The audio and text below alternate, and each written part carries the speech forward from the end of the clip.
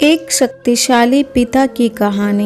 एक गरीब पिता ने अपने इकलौते बेटे को खूब पढ़ा लिखा कर एक बड़ा इंसान बनाने का फैसला कर लिया था। पिता दिन रात मेहनत करता और अपने बेटे के पढ़ाई का खर्चा उठाता।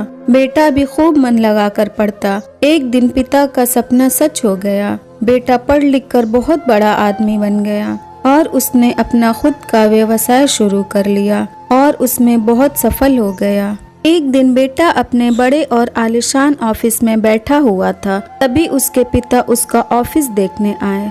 बेटा अपने ऑफिस की शानदार कुर्सी पर बैठा हुआ था। पिता को देख बेटा खुश हो गया और अपनी कुर्सी से खड़ा हो गया। पिता ने बेटे को कुर्सी पर बैठाया और बेटे के पीछे खड़े हो गए और उसके कंधे पर अपना हाथ रखते हुए कहा, बेटा तुम्हें पता है कि आज इस दुनिया में सबसे शक्तिशाली इंसान का एहसास किससे होता होगा? पिता आगे कुछ और बोल पाते तभी बेटे ने कहा, पिताजी मैं हूँ सबसे शक्तिशाली इंसान। पिता ने सोचा था कि बेटा उन्हें ही सबसे शक्तिशाली कहेगा, लेकिन बेटे के इस जवाब से उन्हें बहुत निराशा हुई। ठीक कहा बेटा। इतना कहते ही पिता बेटे के ऑफिस से जाने ही लगे थे कि एक बार और पीछे मुड़कर वही सवाल बेटे से किया, बेटा तुम्हें अभी भी लगता है कि तुम सबसे शक्तिशाली हो? बेटे ने कहा, नहीं पिताजी, इस दुनिया में अगर कोई सबसे शक्तिशाली है तो वो आप हैं।